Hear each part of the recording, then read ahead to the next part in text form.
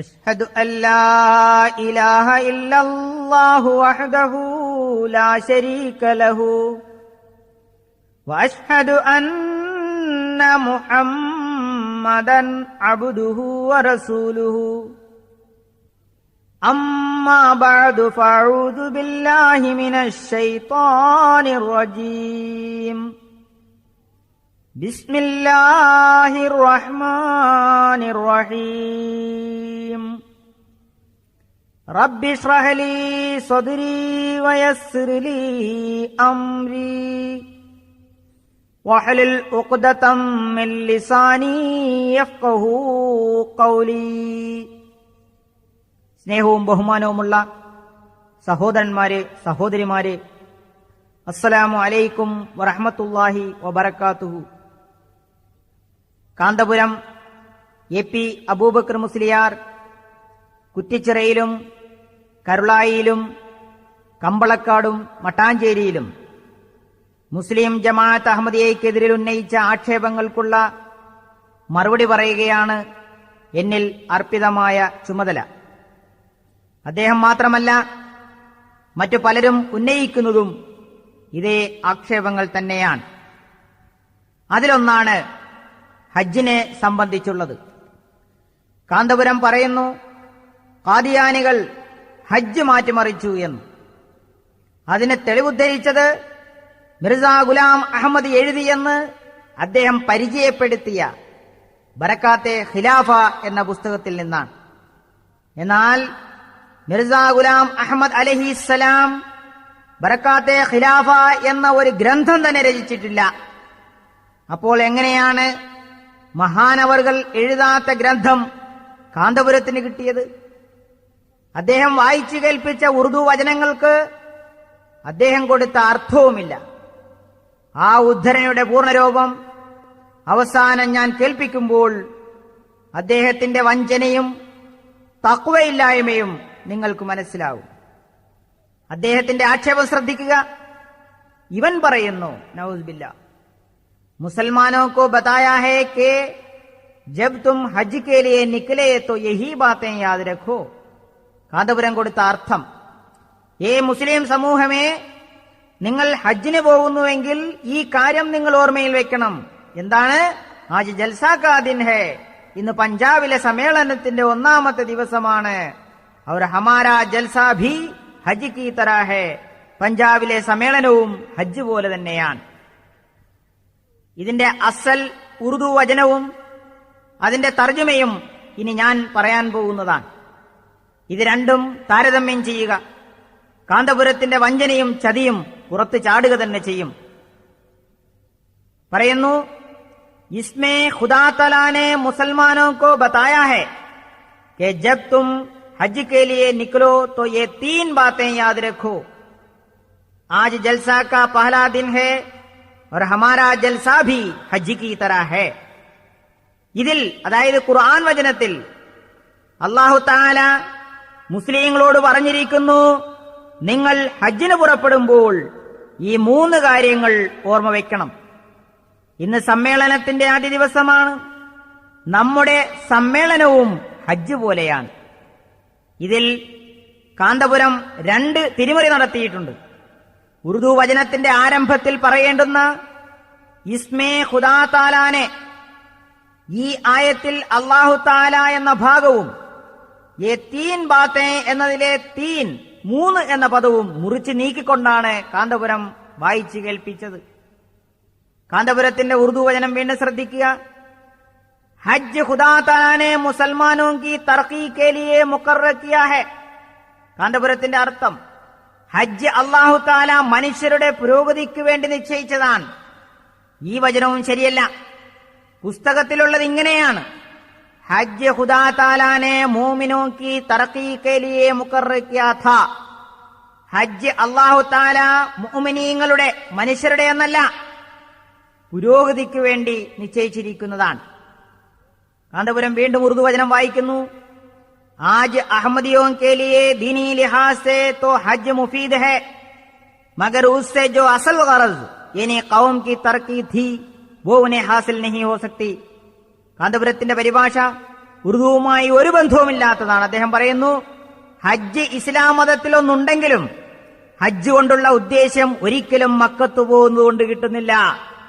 ഇതിനുള്ള മറുപടി ലഅനത്തുല്ലാഹി അലൽ കാസിബീൻ, കള്ളം പറയുന്നവരുടെ മേൽ അള്ളാഹുവിന്റെ ശാപമുണ്ടാകട്ടെ എന്നാണ്. ഇതാണ് എന്റെ ഒന്നാമത്തെ മറുപടി. ഈ പറഞ്ഞ ഒരർത്ഥം അദ്ദേഹം വായിച്ച ഉറുദു വചനത്തിനില്ല. ഈ മറുപടി പറയുന്ന അവസരത്തിൽ അദ്ദേഹത്തെ ഉറുദു പഠിപ്പിക്കുവാൻ മദ്രസ തുടങ്ങാൻ എനിക്ക് പറ്റുമോ? ഞാൻ ആ ഉറുദു വചനത്തിന്റെ അർത്ഥം പറയാം. ആജ് അഹമ്മദിയോ കെ ലിയേ, ഇന്ന് അഹമ്മദികൾക്ക് ദീനീ ലിഹാസ് സെ, ദീനീപരമായി തോ ഹജ്ജ് മുഫീദ് ഹെ, ഹജ്ജ് ഫലപ്രദം തന്നെയാണ്. മഗർ എന്നാൽ ഉസ്സേ ജോ അസൽ ഗറസ്, അതുകൊണ്ടുള്ള യഥാർത്ഥ ഉദ്ദേശ്യം ഇനി ഖൗം കി തറക്കി ഥി, അതായത് സമൂഹത്തിന്റെ പുരോഗതി, വോ അത് ഉനെ അഹമ്മദികൾക്ക് ഹാസിൽ നഹി ഹോ സക്തേ, കിട്ടുക സാധ്യമല്ല. അതായത് ഇന്ന് അഹമ്മദികൾക്ക് ദീനീപരമായി ഹജ്ജ് ഫലപ്രദം തന്നെയാണ്, എന്നാൽ അതുകൊണ്ടുള്ള യഥാർത്ഥ ഉദ്ദേശ്യമായ സാമൂഹ്യമായ പുരോഗതി അഹമ്മദികൾക്ക് കിട്ടുക സാധ്യമല്ല. ഗ്രന്ഥകർത്താവ് അഹമ്മദികളുടെ കാര്യം പറയുമ്പോൾ കലാപമുണ്ടാക്കുന്നതിന് വേണ്ടി അണികളെ ഇളക്കിവിടാൻ മനഃപൂർവ്വം കാന്തപുരം വാക്കുകൾ മാറ്റുന്നു. അദ്ദേഹം പറഞ്ഞതെന്താണ്? ഹജ്ജ് ഇസ്ലാം മതത്തിലൊന്നുണ്ടെങ്കിലും ഹജ്ജ് കൊണ്ടുള്ള ഉദ്ദേശ്യം ഒരിക്കലും മക്കത്ത് പോകുന്നതുകൊണ്ട് കിട്ടുകയില്ല. ബറക്കാത്തെ ഖിലാഫ എന്ന പുസ്തകത്തിൽ നിന്ന് അദ്ദേഹം ഉദ്ധരിച്ചിട്ടുള്ള വചനത്തിൽ ഇസ്ലാം മതത്തെക്കുറിച്ചോ മക്കത്ത് പോകുന്നതിനെ സംബന്ധിച്ചോ മുസ്ലിങ്ങളെ പറ്റിയോ ഒന്നും തന്നെ പറഞ്ഞിട്ടില്ല. കാന്തപുരത്തിന്റെ ഉറുദു വായന വീണ്ടും ശ്രദ്ധിക്കുക. അദ്ദേഹം പറയുന്നു, ക്യോങ്കെ ഹജ്ജ് കാ മഖാം ഉൻഹി ലോഗോं കബ്സാ മേ ഹേ. കാന്തപുരത്തിന്റെ തർജ്ജമ, ഹജ്ജിന്റെ സ്ഥാനം അവരുടെ കയ്യിലാണ്. ആരുടെ കയ്യിൽ? യോ അഹമ്മദിയോं को ഖത്ൽ കർ ദേനാ ഭി ജായിസ് സമജ്തേ ഹേ, ഖാദിയാനികളെ കൊല്ലണമെന്ന് പറയുന്ന സൗദികളുടെ കയ്യിലാണ്. കാന്തപുരം തുടരുന്നു, ഇസ്ലിയേ ഖുദാ തആല ने ഖാദിയാൻ को इस काम के लिए मुकर्रर किया है, അതുകൊണ്ട് ഖാദിയാൻ എന്ന് പറയുന്ന രാജ്യത്തെ അല്ലാഹു തആല ഹജ്ജിന് വേണ്ടി തീർച്ചപ്പെടുത്തിയിരിക്കുന്നു. കാന്തപുരം തുടരുന്നു, हमारे आदमियों में से जिनको खुदा ताला तौफीक देता है हज करते हैं, मगर जो फायदा जो हज से मकसूद है वो सालाना जलसा पर ही आकर उठाते हैं. കാന്തപുരത്തിന്റെ അർത്ഥം, അതുകൊണ്ട് ആർക്കെങ്കിലും ഹജ്ജിനുള്ള തൗഫീക്ക് തരികയാണെങ്കിൽ നിങ്ങൾ വെറുതെ മക്കത്തേക്ക് പോകേണ്ടതില്ല. നേരെ മറിച്ച് പ്രിയപ്പെട്ട സഹോദരന്മാരെ, നിങ്ങൾ ചിന്തിക്കുക, ഇവൻ പറയുന്നത് നിങ്ങൾ എവിടെ പോകണം? ഖാദിയാനിൽ വന്നുകൊണ്ട് കൊല്ലത്തിലുണ്ടാവുന്ന മീറ്റിംഗിൽ പങ്കെടുത്താൽ നിങ്ങൾക്ക് ഹജ്ജിന്റെ പ്രതിഫലം കിട്ടി. ഖാദിയാൻ എന്ന് പറയുന്ന രാജ്യം അത് കൗബം പോലെയാണ് എന്ന് ഇവൻ വ്യക്തമായി അതെ അവന്റെ ബർക്കാത്തെ ഖിലാഫ എന്ന ഗ്രന്ഥത്തിൽ പറയുന്നു. നോക്ക്, ബ്രിട്ടീഷുകാരുടെ ഏജന്റ് അല്ലേ ഇവൻ? ആദ്യം നബിയായി, ആ നബിയായതിനു ശേഷം കൗബ ശരീഫിനെ തള്ളിപ്പറഞ്ഞു, അത് ഖാദിയാനാക്കി. കാന്തപുരത്തിന്റെ അർത്ഥവും വിശദീകരണവും നിങ്ങൾ കേട്ടു. എന്നാൽ അതിന്റെ യാഥാർത്ഥ്യം എന്താണെന്ന് ഞാൻ പറയുന്നതുമായി നിങ്ങൾ തട്ടിച്ചു നോക്കി മനസ്സിലാക്കുക. കാരണം പരിശുദ്ധമായ കൗബ അഹമ്മദികളെ കൊല്ലണമെന്ന് ഫത്വ പുറപ്പെടുവിച്ചിട്ടുള്ളവരുടെ കയ്യിലാണുള്ളത്. അതുകൊണ്ട് ഹജ്ജിന്റെ യഥാർത്ഥ ഉദ്ദേശ്യമായ സമൂഹത്തിന്റെ പുരോഗതിയും സാഹോദര്യ ബന്ധം ശക്തിപ്പെടുത്തലും അഹമ്മദികൾക്ക് അവിടെ ചെന്നതുകൊണ്ട് ലഭിക്കുകയില്ല. തുടർന്ന് പറയുന്നു, इसलिए खुदा ताला ने ഖാദിയാൻ को इस काम के लिए मुकर्रर किया, അതുകൊണ്ട് അല്ലാഹു ഈ പ്രവൃത്തിക്കായി ഖാദിയാനെ നിശ്ചയിച്ചു. हमारे आदमियों में से जिनको खुदा ताला तौफीक देता है हज करते हैं, मगर जो फायदा जो हज से मकसूद है वो सालाना जलसा पर ही आकर उठाते हैं. നമ്മുടെ അഹമ്മദികളിൽ ആർക്കാണോ അല്ലാഹു തൗഫീഖ് നൽകുന്നത് അവരെ ഹജ്ജ് ചെയ്യുന്നുണ്ട്. എന്നാൽ ഹജ്ജിന്റെ യഥാർത്ഥ ഫലമായ സാമൂഹ്യ പുരോഗതി എന്ന ലക്ഷ്യം അഹമ്മദികൾ വാർഷിക സമ്മേളനത്തിന് വന്നുകൊണ്ടെടുക്കുന്നു. ഇതിലെവിടെയാണ് ഖാദിയാൻ എന്ന് പറയുന്ന രാജ്യത്തെ അല്ലാഹു തആല ഹജ്ജിന് വേണ്ടി തീർച്ചപ്പെടുത്തിയിരിക്കുന്നു എന്നുള്ളത്? ഇതിലെവിടെയാണ് ആർക്കെങ്കിലും ഹജ്ജിനുള്ള തൗഫീഖ് തരികയാണെങ്കിൽ നിങ്ങൾ വെറുതെ മക്കത്തേക്ക് പോകേണ്ടതില്ല എന്ന് പറഞ്ഞിട്ടുള്ളത്? ഇതിലെവിടെയാണ് ഖാദിയാനിൽ വന്നുകൊണ്ട് കൊല്ലത്തിലുണ്ടാവുന്ന മീറ്റിംഗിൽ പങ്കെടുത്താൽ നിങ്ങൾക്ക് ഹജ്ജിന്റെ പ്രതിഫലം കിട്ടിയെന്ന് പറഞ്ഞിട്ടുള്ളത്? ഇതിലെവിടെയാണ് ഖാദിയാൻ എന്ന് പറയുന്ന രാജ്യം അത് കൗബം പോലെയാണെന്ന് പറഞ്ഞിട്ടുള്ളത്? കേരളത്തിലെ സുന്നികളുടെ അത്യുന്നതനായ പണ്ഡിതനായ കാന്തപുരത്തിന് അദ്ദേഹത്തെക്കാൾ വലിയ പണ്ഡിതന് വേറെയില്ല. മുസ്ലിം ജമാഅത്ത് അഹമ്മദിയായി എതിർക്കുന്നതിന് ഇങ്ങനെ കളവ് പറയേണ്ടുന്ന ഗതികേട് വന്നെങ്കിൽ മറ്റുള്ളവരുടെ അവസ്ഥ പറയാനുണ്ടോ? സത്യാന്വേഷികളെ, നിങ്ങൾ ചിന്തിക്കുക, സത്യം കണ്ടെത്തുക. അഹമ്മദികൾ നിങ്ങളുടെ ഗുണകാംക്ഷികളാണെന്ന് നിങ്ങൾ അറിയുന്ന കാലം വിദൂരമല്ല. കാന്തപുരം പറയുന്ന എന്താണ്? ഇതവന്റെ ബറക്കാത്തെ ഖിലാഫ എന്ന ഗ്രന്ഥത്തിലാണുള്ളതെന്ന്. എന്നാൽ ഹസ്രത്ത് അഹമ്മദ് അലൈഹിസ്സലാം അങ്ങനെ ഒരു ഗ്രന്ഥം തന്നെ രചിച്ചിട്ടില്ല. അദ്ദേഹം ഉദ്ധരിച്ച വചനങ്ങൾ മുസ്ലിം ജമാഅത്ത് അഹമ്മദിയയുടെ രണ്ടാം ഖലീഫയായിരുന്ന അൽ ഹാജ് മിർസ ബഷീറുദ്ദീൻ മഹ്മൂദ് അഹമ്മദ് റളിയല്ലാഹു അൻഹുവിന്റെ ഗ്രന്ഥത്തിൽ നിന്നുള്ളതാണ്. എതിർപ്പിന്റെ കാഠിന്യം മൂലം അന്ധനായി തീർന്ന കാന്തപുരത്തിന് ആരുടെ പുസ്തകമാണെന്ന് കൂടി നോക്കാൻ നേരമുണ്ടായില്ല. ബർക്കാത്തെ ഖിലാഫ പേജ് 5 വാർഷിക സമ്മേളനത്തിന്റെ പ്രാധാന്യമെന്ന സൈഡ് ഹെഡിങ്ങിൽ മിർസ ബഷീറുദ്ദീൻ മഹ്മൂദ് അഹമ്മദ് റളിയല്ലാഹു അൻഹു വിവരിക്കുന്നു, എല്ലാ വർഷവും നടന്നു വരുന്നതാണ് നമ്മുടെ സമ്മേളനം. സമ്മേളനം സംഘടിപ്പിക്കുന്നവർ മറ്റുള്ള സമ്മേളനങ്ങളെ അനുകരിച്ച് ഫലമെടുക്കാറുണ്ട്. അതുപോലെ നമ്മളും ഈ സമ്മേളനത്തിന്റെ നിറവും മട്ടും മറ്റേതെങ്കിലും കാര്യത്തിൽ നിന്ന് സ്വീകരിച്ച് ഫലപ്രദമാക്കണം. മറ്റ് സമ്മേളനങ്ങളോട് നമ്മുടെ സമ്മേളനത്തെ സദൃശ്യപ്പെടുത്താൻ ഒരിക്കലും സാധ്യമല്ല. സംഘടനകൾ ലോകത്ത് ധാരാളമുണ്ട്. മനുഷ്യനിർമ്മിതമായ സംഘടനകൾ സംഘടിപ്പിക്കുന്ന സമ്മേളനങ്ങളുമായി നമ്മുടെ സമ്മേളനത്തിന് ഒരു സാദൃശ്യവുമില്ല. അള്ളാഹുവിന്റെ നടപടിയായിട്ടുള്ളതും അവൻ സ്ഥാപിച്ചിട്ടുള്ളതുമായ ഒന്നിനോട് നമ്മുടെ സമ്മേളനത്തെ സാദൃശ്യപ്പെടുത്തണം എന്നാണ് നാം ആഗ്രഹിക്കുന്നത്. ആളുകൾ പലയിടത്തും സമ്മേളിക്കാറുണ്ട്, മേളകൾ നടക്കാറുണ്ട്. പക്ഷേ നാം മേളയ്ക്കായിട്ടല്ല ഇവിടെ ഒരുമിച്ച് കൂടുന്നത്. തമാശകൾ കണ്ട് രസിക്കുക എന്നതല്ല നമ്മുടെ ലക്ഷ്യം. തമാശകൾ കാണാൻ ആളുകൾ തടിച്ചുകൂടുന്നു. വലിയ വലിയ കച്ചവട സംഘങ്ങൾ എത്തുന്നു. കൊടുക്കലും വാങ്ങലും ഉണ്ടാകുന്നു. നമ്മൾ സമ്മേളിക്കുന്നത് ഇതിനൊന്നുമല്ല. ഈ സന്ദർഭത്തിൽ ഇതിനായി നാം ഉണ്ടാക്കുന്ന വ്യവസ്ഥകൾ എങ്ങനെയുള്ളതായിരിക്കണം? ഏതിനോട് നമ്മുടെ സമ്മേളനത്തെ സാദൃശ്യപ്പെടുത്താൻ പറ്റും? ഇത് സംബന്ധമായി നാം നോക്കുമ്പോൾ ഒരേ ഒരു കാര്യത്തോട് മാത്രമേ നമ്മുടെ സമ്മേളനത്തെ സദൃശ്യപ്പെടുത്താൻ സാധിക്കുകയുള്ളൂ. അത് ഹജ്ജ് മാത്രമാണ്. ഹജ്ജ് മേളയല്ല, പ്രദർശന വസ്തുവുമല്ല, ഏതെങ്കിലും സംഘടന സംഘടിപ്പിക്കുന്ന സമ്മേളനവുമല്ല. അത് അള്ളാഹുവിന്റെ നടപടിയാണ്, ദീനിനു വേണ്ടി സ്ഥാപിച്ചിട്ടുള്ളതാണ്, അള്ളാഹുവിന്റെ പ്രവാചകന്മാർ മുഖേന സ്ഥാപിതമായിട്ടുള്ളതാണ്. അതുകൊണ്ട് ഹജ്ജിന് വേണ്ടിയുള്ള നിബന്ധനകളെയും വ്യവസ്ഥകളെയും നമ്മളും പ്രയോജനപ്പെടുത്തണം. അള്ളാഹു പറയുന്നു, ഹജ്ജ് കാലം സുപരിചിതങ്ങളായ മാസങ്ങളാകുന്നു. ആ മാസങ്ങളിൽ ആരെങ്കിലും ഹജ്ജ് നിർവഹിക്കുമെന്ന് ഉറച്ചു കഴിഞ്ഞാൽ അയാൾ എന്ത് ചെയ്യണം? ഫലാ റഫസ വലാ ഫുസൂഖ വലാ ജിദാല.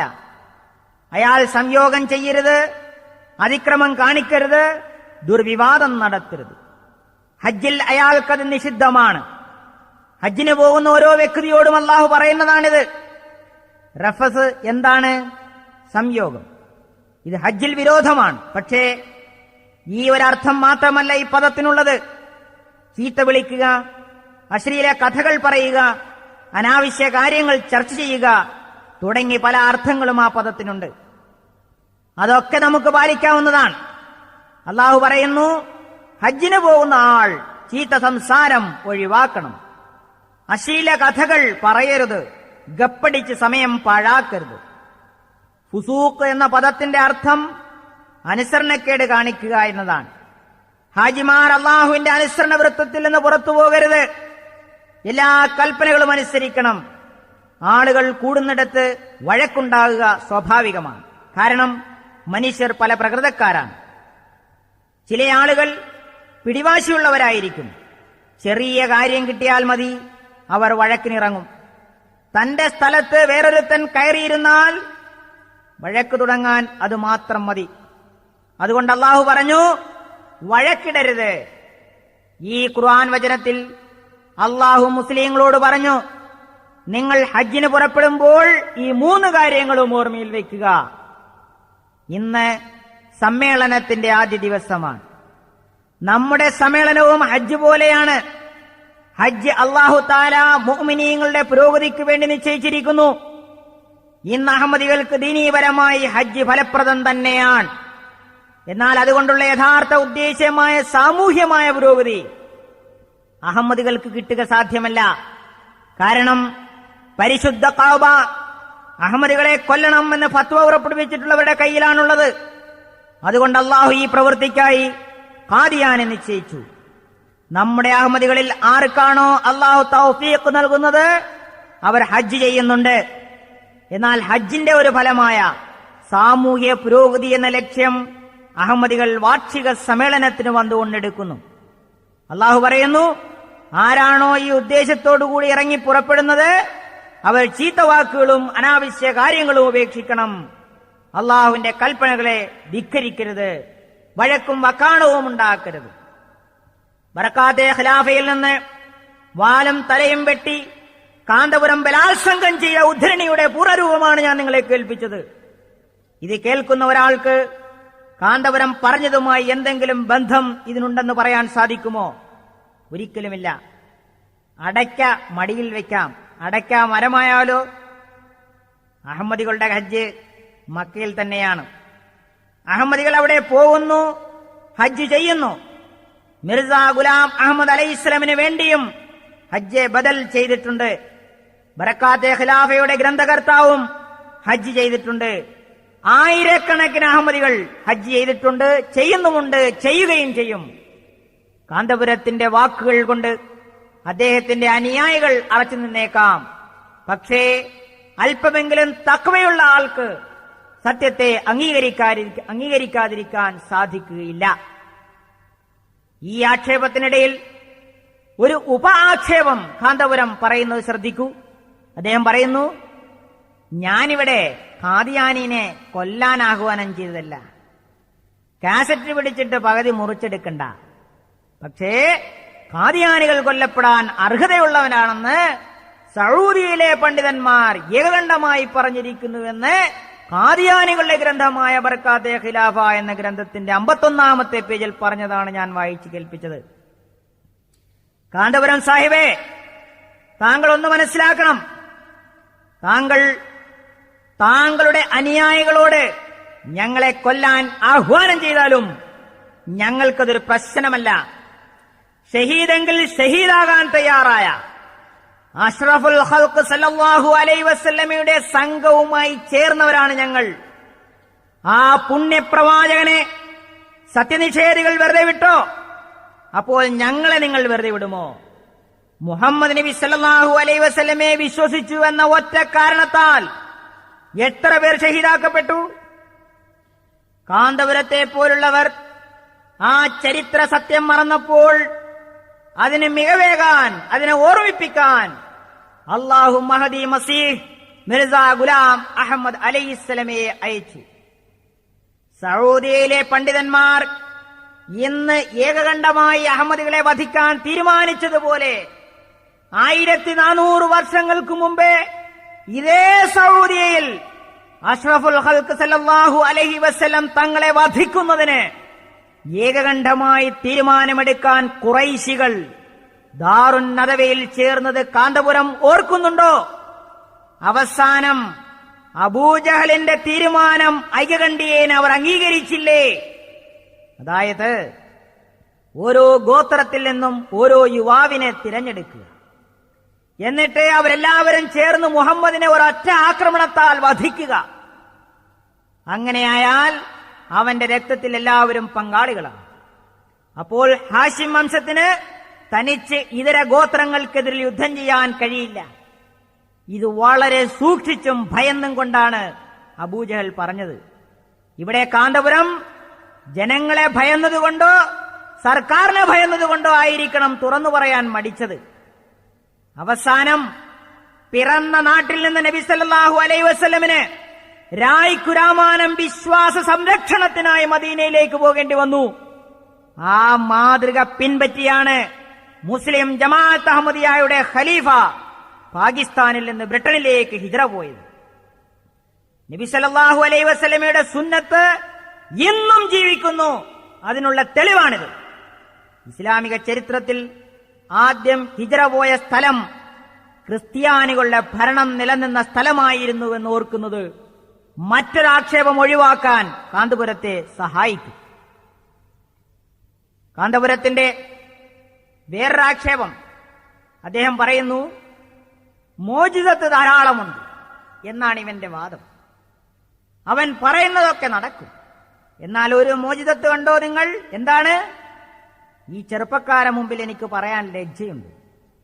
എന്നാൽ ഖാദിയാനികളുടെ നബീന്റെ ഒരവസ്ഥ പറയുകയാണ്. ഇതവരുടെ ഗ്രന്ഥമാണ് ഇദാലെ ഔഹാം, പേജ് 305 പറയുന്നു, മിർസ അഹമ്മദ് ബേഗ് വലത് മിർസ ഗാമാ ബേഗ് ഹഷാർപൂരി की दुख्तरे कला अंजाम कार तुम्हारे निकाह में आएगी. എന്താ? അല്ല ഒരു വഹി ഇങ്ങോട്ട് കൊടുത്ത് അഹമ്മദ് ബേഗിന്റെ മകൾ നിന്റെ ഭാര്യയായി തീരും.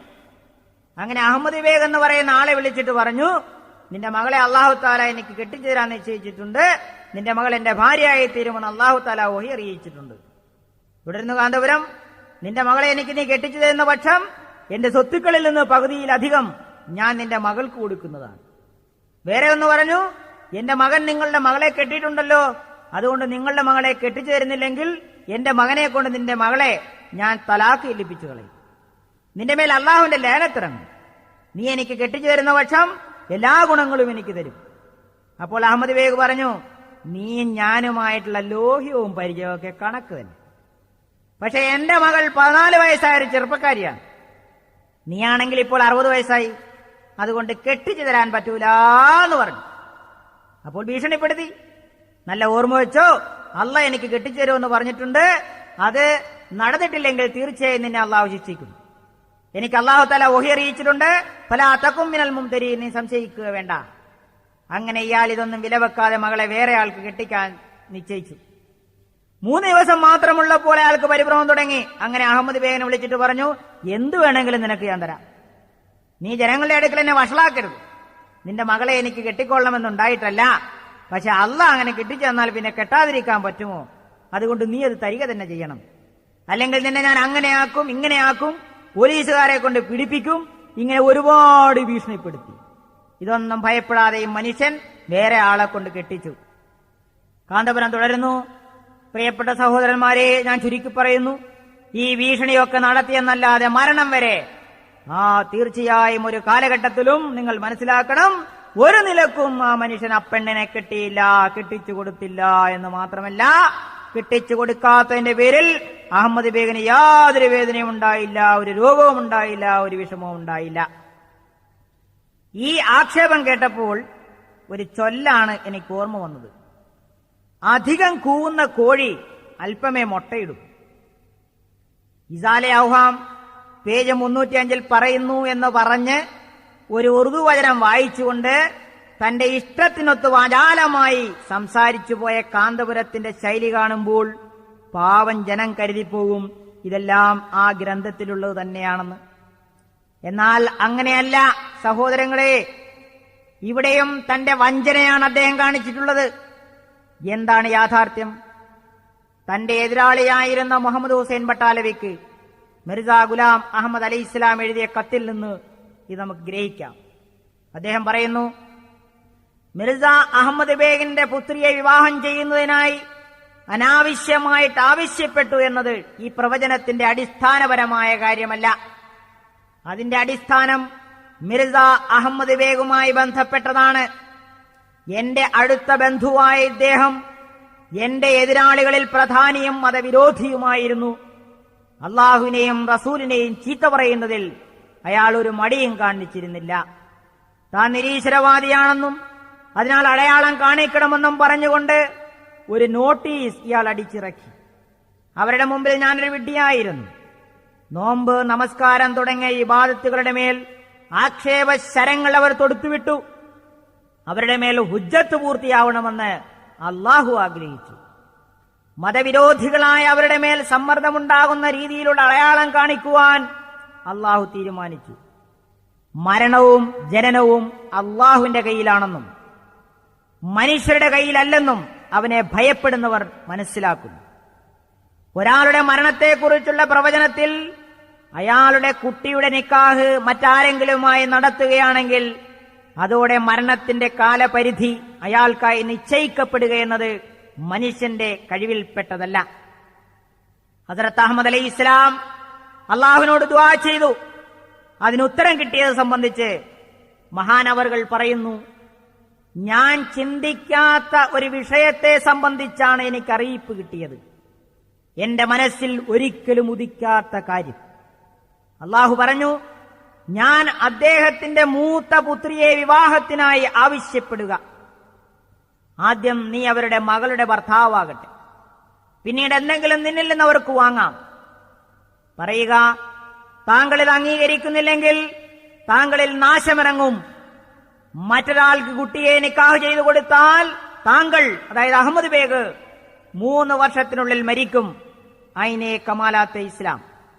വീണ്ടും അദ്ദേഹം പറയുന്നു, അള്ളാഹു എന്റെ വിലാപം കേട്ടു, അവൻ കരുണ ചെയ്തു. അവൻ പറഞ്ഞു, ഞാൻ അവരുടെ വഞ്ചനയും ദ്രോഹവും കണ്ടു. ആകാശത്തു നിന്ന് അതിവേഗം ആപത്തുകൾ ഇറങ്ങും, ശിക്ഷ അവർക്ക് വന്നു തുടങ്ങും. അവരോടുള്ള എന്റെ പെരുമാറ്റം നീ കാണും. ഞാൻ സർവശക്തനാണ്. ഞാൻ അവരുടെ സ്ത്രീകളെ വിധവകളായും കുട്ടികളെ യതീങ്ങളായും അവരുടെ വീടുകളെ ശൂന്യമായുമാക്കും. അവർ പറഞ്ഞതിന്റെയും അവർ സമ്പാദിച്ചതിന്റെയും സ്വാദറിയുന്നതിനായി. ഇക് മർത്തബ ഹലാക്ക് നഹീ കരൂംഗ ബൽക്കെ थोड़े थोड़े करके मारूंगा ताकि वो रुजू करें और तौबा करने वालों में हो जाए. ഒറ്റയടിക്ക് ഞാൻ അവരെ നശിപ്പിക്കുകയില്ല, അല്പാൽപമായി നശിപ്പിക്കും. ഇത് തൗബ ചെയ്ത് മടങ്ങുന്നവരുടെ കൂടെ അവർ പ്രവേശിക്കുന്നതിന് വേണ്ടിയാണ്. വീണ്ടും മഹാനവറുകൾ പറയുന്നു, റഅയ്തു ഹാദിഹിൽ മർഅ വസ്റൽ ബുകായി അലാ വജ്ഹിഹാ ഫഖുൽതു അയ്യത്തുൽ മർഅ തൂബി ഫഇന്നൽ ബലാഅ അലാ അഖിബികി വൽ മുസീബത്തു നാസിലത്തുൻ അലൈകി യമൂതു വയബ്ഖാ മിൻഹു കിലാബും മുതഅദ്ദിദ. ഞാൻ ആ സ്ത്രീയെ സ്വപ്നത്തിൽ കണ്ടു. കരയുന്ന ലക്ഷണങ്ങൾ ആ മുഖത്തുണ്ടായിരുന്നു. ഞാൻ അവരോട് പറഞ്ഞു, തൗബ ചെയ്തു മടങ്ങുക. നാശം നിന്റെ കുട്ടികളുടെ മേലാണ്. നാശം നിന്നിൽ ഇറങ്ങാൻ പോകുന്നു. ഒരാൾ മരിക്കും, നിരവധി പട്ടികൾ അവശേഷിക്കും. ഇപ്പറഞ്ഞതിന്റെ ചുരുക്കം, അഹമ്മദ് ബേഗിന്റെ കുടുംബം തൗബ ചെയ്തു മടങ്ങുന്നതിന് വേണ്ടിയാണ് അള്ളാഹു ഈ പ്രവചനം ചെയ്യിച്ചത് എന്നാകുന്നു. തൗബ ചെയ്തു മടങ്ങുന്നവരുടെ മേൽ ശിക്ഷയിറക്കുക എന്നത് അള്ളാഹുവിന് ചേർന്നതല്ല. അങ്ങനെ നമ്മുടെ കാന്തപുരം മുസ്ലിയാർ പറഞ്ഞതുപോലെ അഹമ്മദ് ബേഗ് തന്റെ മൂത്ത മകൾ മുഹമ്മദി ബീഗത്തെ സുൽത്താൻ മുഹമ്മദ് എന്ന ചെറുപ്പക്കാരന് 1892 ഏപ്രിൽ 7 നിക്കാഹ് ചെയ്തു കൊടുത്തു. ഇനി നമ്മൾ നോക്കേണ്ടത് പ്രവചനത്തിന്റെ ആദ്യ ഭാഗത്തേക്കാണ്. അതായത് അഹമ്മദ് ബേഗ് കുട്ടിയെ മറ്റൊരാൾക്ക് നിക്കാഹ് ചെയ്തു കൊടുത്ത സ്ഥിതിക്ക് 3 വർഷത്തിനുള്ളിൽ മരിക്കണം. അഹമ്മദ് ബേഗ് 3 വർഷത്തിനുള്ളിൽ മരിച്ചു. പക്ഷെ നമ്മുടെ കാന്തപുരത്തിനതറിയില്ല, അല്ലെങ്കിൽ മറച്ചുവെച്ചു. 1892 സെപ്റ്റംബർ 30 അതെ, അഹമ്മദ് ബേഗ് തന്റെ മൂത്ത പുത്രിയെ സുൽത്താൻ മുഹമ്മദ് എന്ന ചെറുപ്പക്കാരന് നിക്കാഹ് ചെയ്തു കൊടുത്ത അതേ വർഷം തന്നെ, 3 വർഷം വേണ്ടി വന്നില്ല, അഹമ്മദ് ബേഗ് മരിച്ചു. 1892 ഏപ്രിൽ 7 നിക്കാഹ്. ഏപ്രിൽ മാസത്തിൽ അവശേഷിക്കുന്നത് 23 ദിവസം. May 31, June 30, July 31, August 31, September 30 അയാൾ മരിച്ചു. അങ്ങനെ അഹമ്മദ് ബേഗ് തന്റെ മകളെ വേറൊരാൾക്ക് വിവാഹം ചെയ്തു കൊടുത്തതിന്റെ 176ാമത്തെ ദിവസം മരിച്ചു. 3 വർഷത്തിനുള്ളിൽ മരിക്കുമെന്നുള്ള മിർസാ ഗുലാം അഹമ്മദിന്റെ പ്രവചനം വ്യക്തമായി പുലർന്നു. ഇത് മോജിസത്തല്ലേ? മനുഷ്യ കഴിവിനതീതമായ പ്രവൃത്തിയല്ലേ? ഒരു മനുഷ്യന് വേറൊരാളുടെ മരണം പ്രവചിക്കാൻ കഴിയുമോ? യമൂത്തു, ഒരാൾ മരിക്കും എന്ന പ്രവചനം സ്പഷ്ടമായി പുലർന്നു. അപ്പോൾ കുടുംബത്തിലുള്ള എല്ലാവരും തൗബ ചെയ്തു മടങ്ങി. അഹമ്മദ് ബേഗിന്റെ ഭാര്യ ഉൾപ്പെടെ എല്ലാവരും തന്നെ പ്രവചനത്തിൽ തൗബ ചെയ്ത് അള്ളാഹുവിന്റെ മാർഗത്തിലേക്ക് മടങ്ങിയാൽ ശിക്ഷ അകറ്റപ്പെടുമെന്ന് വ്യക്തമായും പറഞ്ഞിട്ടുണ്ട്. ഹസരത്ത് അഹമ്മദ് അലൈഹി ഇസ്ലാമിന്റെ മുഖ്യ ശത്രുവായിരുന്ന മുഹമ്മദ് ഹുസൈൻ ബട്ടാലവി പറഞ്ഞ എന്താണെന്ന് കാന്തപുരത്തിനറിയുമോ? ഈ പ്രവചനം പൂർത്തിയായി, എന്നാൽ ഇൽഹാം മുഖേനയല്ല, കവിടി നിരത്തിയും കണക്കിട്ട് നോക്കിയുമായിരുന്നു. അതാണല്ലോ മുസ്ലിയാക്കന്മാരുടെ പണി. അപ്പോഴതല്ലേ ഇവർക്ക് ഓർമ്മ വരൂ. നമ്മുടെ കാന്തപുരം പറഞ്ഞ എന്താണ്? കെട്ടിച്ചു കൊടുക്കാത്തതിന്റെ പേരിൽ അഹമ്മദ് ബേഗിന് യാതൊരു വേദനയുണ്ടായില്ല, ഒരു രോഗവും ഉണ്ടായില്ല, ഒരു വിഷമവും ഉണ്ടായില്ല.